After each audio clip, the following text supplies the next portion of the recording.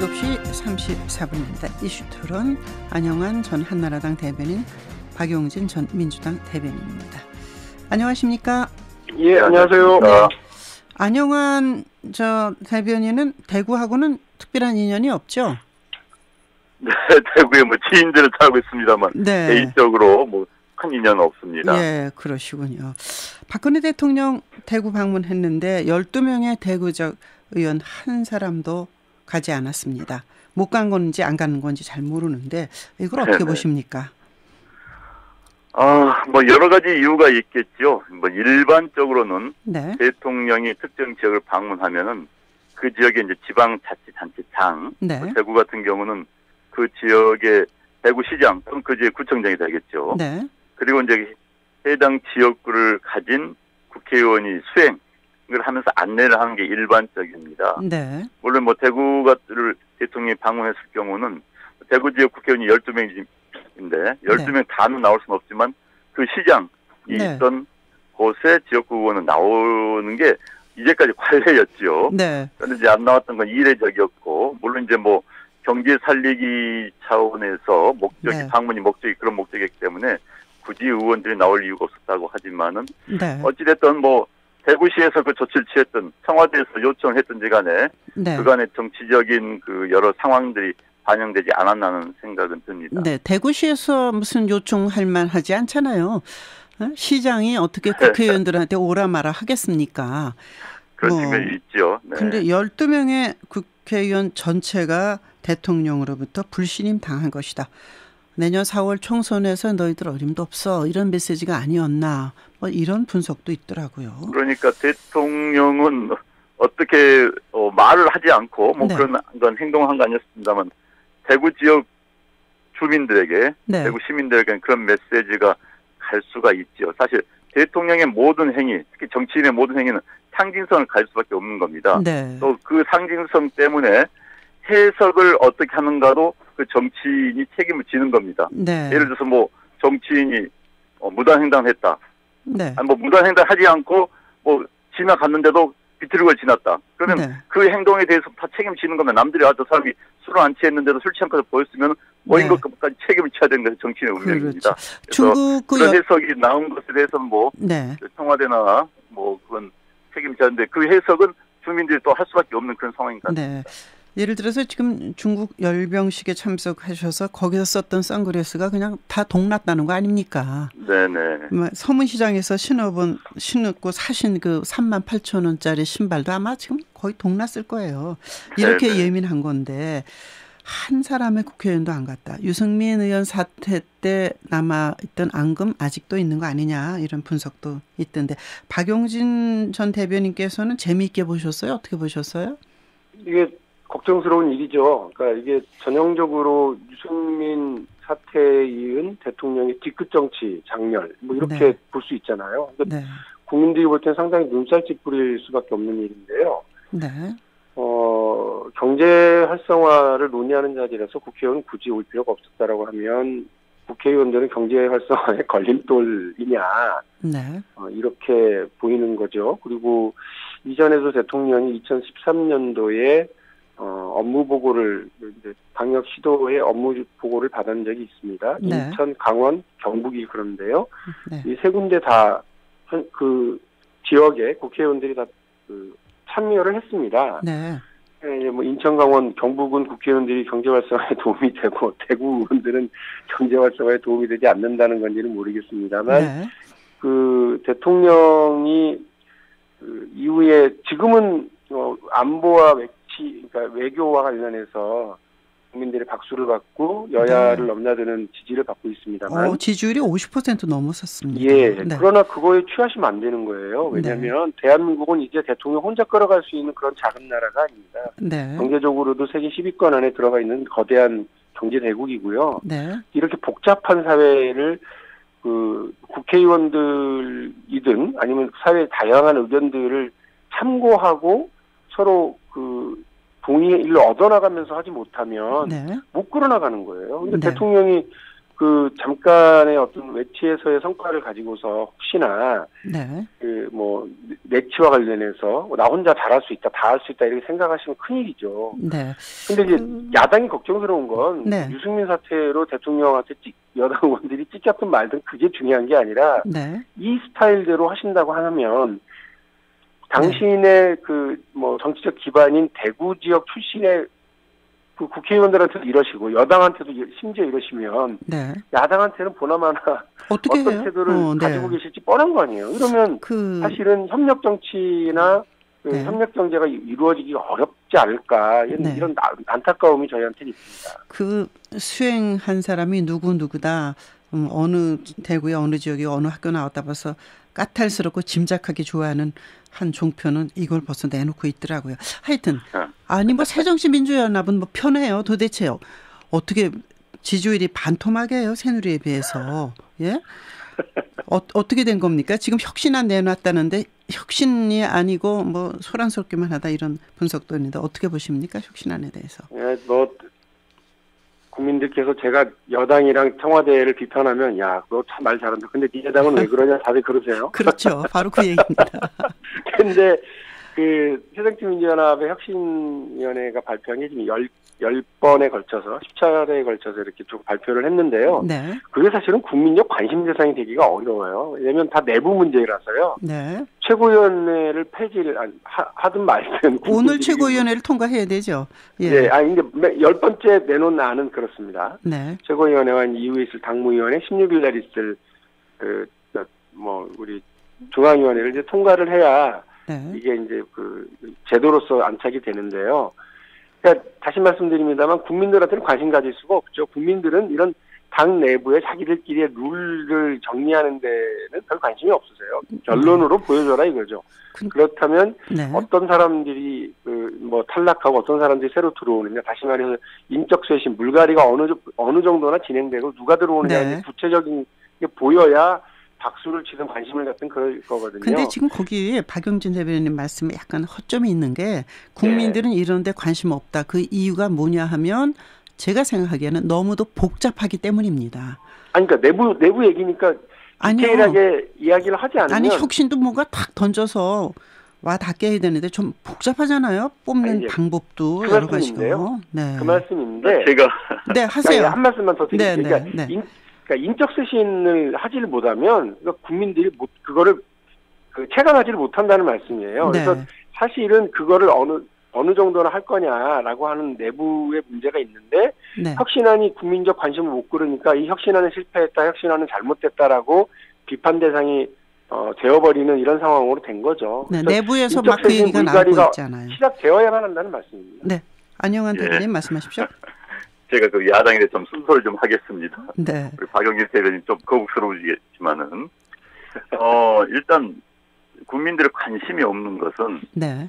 첫째는 뭐 지지율이 보여주듯이 현재 새정치연합이 얼마나 갈지를 국민들이 사실 의구심을 가지고 있습니다. 네. 제 생각으로는 아마 내년 4월 총선에 새정치연합이라는 당명은 투표 용지에 나타나지 않을 것 같습니다. 분명히 당명을 바꾼다는 얘기예요. 새로운 당이 나온다는 얘기예요.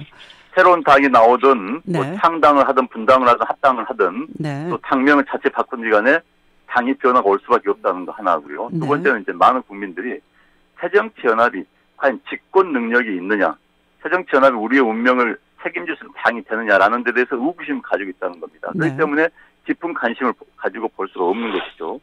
그런데 또 하나는 박용진 대변인도 말씀해 주셨지만은 획기적인 안이 없다. 획기적인 안은 결국 인적 쇄신이 가능한 것이 국민들 가장 민감하게 반응을 보이는 겁니다. 그런데 이제 새정치연합이 현재 내놓은 안들을 보면은 그렇고 그런 거예요. 혁신이가 내놓은 안들을 보면. 그리고 뭐 공천 개혁안도 보면은 실질적으로 기득권을 유지할 수밖에 없는 친노 세력들에게 유리한 그런 걸 내놨습니다. 게다가 방금 앵커께서 말씀하신 것처럼 복잡합니다. 무슨 내용인지 저도 잘 모르겠어요. 이런 식으로 그러니까 그 혁신위원들이 머리 좋으신 분들이 너무 많아서 그런지 국민들의 정서보다는 한 단계 위인 어려운 그런 안을 내놓다 보니까 이해하기가 굉장히 어렵습니다. 또 파괴적인 내용이 없는 겁니다. 게다가 당에 대한 신뢰가 떨어지기 때문에 네. 이런 국민들 관심을 줄 수가 없는 그 거죠. 말씀을 안철수 전 대표가 그만 정리하고 끝내는 게 도움이 될 거다 하고 한마디를 던졌고 박지원 의원도 이게 이렇게 복잡해서 국민이 어떻게 이해하느냐 여러 사람이 그냥 주승용 최고위원도 얘기하고 다 이렇게 얘기를 하고 있는데 그 당이 깨질 것 같아요. 안 깨질 것 같아요. 박용진 대변인 어떻게 보세요? 이제 시중에 파다했었던 여의도에 특히나 파다했었던 9월 위기설은 이제 사실은 9월 16일 날을 바라보고 있었던 거거든요. 네. 중앙위원회에 통과되느냐 안 되느냐. 논란은 있을 겁니다만 제도적 혁신의 필요성은 다들 인정을 하고 있기 때문에 네. 논란 속에 저는 통과가 될 거라고 봅니다. 다만 16일 날로 그러면 그 분란이 끝나느냐 해서 저는 그렇게 생각하지 않습니다. 네. 그러니까 문재인 대표와 최고위원회 지도부는 16일 날 통과되게 되면 그걸 바탕으로 해서 다양의 여러 이제 개혁 조치들을 더 크게 넓혀나가겠다 이런 구상을 하고 있는 게 분명합니다만 네. 이른바 이제 비주류 의원들은 16일 날을 어떻게 보면 힘겨루기의 출발점으로 생각할 수도 있어요. 다만 네. 9월 위기설의 핵심이었던 신당 창당과 분당, 네. 대규모 분당 이런 거는 제가 볼 때는 없을 것은 분명합니다. 언제까지 없을 걸로 보시는 거예요? 외계인들이 탈당을 하거나 네. 이런 걸 선언하는 일들은 종종 있을 수도 있다고 봐요. 네. 그리고 경선 과정이나 현역 국회의원에 대한 평가 과정에서 네. 일부가 탈당할 수도 있습니다만 바깥에 가장 큰 어떤 위협 세력으로 있는 천정배 의원이 네. 새로운 정당, 깨끗한 정당을 선언하고 있는 마당에 새정치민주연합에서 탈락한 분들, 네. 이탈해 나간 분들을 모아서 할 가능성은 제가 볼 때는 없고 본인도 그렇게 얘기는 안 하기 때문에요. 네. 그러니까 새로운 정당이 현재 새정치민주연합의 대규모 분당을 통해서 만들어질 가능성은 제가 볼 때는 없다고 봅니다. 네. 그래서 중요한 건 뭐냐면 16일 날로 끝나느냐 아니면 16일 날이 새로운 시작이냐에 대한 인식 차이가 있는 건 분명하고요. 네. 그 부분과 관련해서 당의 단합을 위한 획기적 조치들이 필요하고 그 부분들에 대해서 네. 문재인 대표도 깊게 고민하고 있는 걸로 알고 있습니다. 지금 이제 16일을 강조하신 것은 중앙위원회에서 이제 혁신안이 통과돼야 되는데 바로 그날 민진모라고 있잖아요. 민주당 집권을 위한 모임. 그 분들이 혁신안 관련 토론회를 16일 날 바로 한다는 거 아니에요? 네, 그렇습니다. 네. 아침에 그거를 진행을 해서 중앙위원회에 이제 제출을 하겠다는 거고요. 네. 그런데 저는 당연히 당의 혁신안과 관련해서 다양한 의견과 토론이 있어야 된다고 봅니다. 그걸 이상하게 보면 안 된다고 보고요. 네. 심지어 저만 하더라도 혁신에 대한 이견이 왜 없겠습니까? 네. 그런 부분들을 개인적으로 자신의 홈페이지나 블로그나 아니면 페이스북이나 트위터에 이렇게 개진하는 분들도 많이 계세요. 네. 그러니까 그런 토론이 혁신안을 더 풍부하게 하고 어떤 동력을 형성해 나가는 거라고 생각을 하지. 네. 반대 토론, 이견 토론 이런 것들이 그 혁신안을 무너뜨리고 당을 흔든다고 생각하지는 않습니다. 지금 제출되고 있는 그 의견들, 김한길 대표, 박지원 대표, 안철수 대표 이런 분들 당의 지도급의 인사들이 얘기하고 있는 것은 혁신안의 부족함을 얘기하고 있는 거지. 네. 그것 때문에 난 나갈 거니까 알아서들 해라 이런 얘기는 절대 아닙니다. 자, 이런 과정에서 여러 가지 얘기가 나오고 있습니다만은 공천제도가 너무 복잡하니까 국민이 이해할 수가 없어. 차라리 그러려면 새누리당에서 말하는 오픈 프라이머리인가 그거 하고 그냥 그걸 받는 게 더 낫지 않냐. 박지원 의원이 이렇게 말했습니다. 그렇게 될 가능성이 있습니까 없습니까? 정치라고 하는 게 가능성을 다 닫아놓을 수는 없죠. 그러니까 이런 논란 끝에 그렇게 할 수는 있는데 오픈 프라이머리에 대해서 새정치민주연합도 근본적으로 반대하는 바는 아니기 때문에요. 다만 전에도 말씀드렸습니다만 오픈 프라이머리를 법적으로 그 당은 반드시 해야 되는 것처럼 강제하게 되면 정당의 자율성을 침해하는 그러니까 헌법 위반 사안이라고 알고 있습니다. 그러니까 그렇지 않은 자율적으로 선택할 수 있는 오픈 프라이머리를 하게 되면 그거는 얼마든지 할 수 있을 거라고 봐요. 네, 안영환 대변인 바로 이 점에 대해서 새누리당 안에서도 오픈 프라이머리가 확정된 건 아니죠. 김무성 대표의 의지가 강한 거죠. 아니요, 확정은 됐습니다. 저희들은 지난번에 보수혁신위원회가 안을 만들어서 의원총회에서 통과가 됐습니다. 그때 간사하셨죠. 네, 구체적인 안까지 다 통과가 됐고요. 단지 이제 그와 관련된 입법 과정, 또 당헌 당규 개정 과정이 아직 남아있을 뿐입니다. 네. 현재 의총에서 당론으로 채택이 됐죠. 그런데 이제 오픈 프라이머리를 하려면은 법을 바꿔야 됩니다. 네. 중앙선관위가 주재할 수 있도록, 특히 이제 오픈 프라이머리의 핵심은 선거인 명부입니다. 그런데 선거인 명부는 결국 중앙선관위가 확보할 수밖에 없기 때문에 네. 중앙선관위가 주관하지 않으면 안 되는 겁니다. 그래서 그 관련 법을 바꿔야 되는데 정치 관련 법은 야당의 동의가 있어야 됩니다. 그래서 네. 야당의 동의가 필요하고 결국은 오픈 프라이머리를 하려면은 야당의 동의가 필요하기 때문에 그걸 지금 기다리고 있는 겁니다. 그래서 네. 야당만 동의하면 언제든지 실시할 수 있는 게 오픈 프라이머리입니다. 박용진 대변인 지금 이제 친노 패권주의다라고 당내의 비주류가 말씀하는 것은 핵심은 문재인 대표 그만둬라 이런 얘기가 아닙니까? 그렇다면 문재인 대표가 그만둘 가능성이 있다고 보십니까? 없다고 생각하십니까? 근데 문재인 대표와 관련해서도 뭐 언론에 보도되는 것만 보더라도요. 네.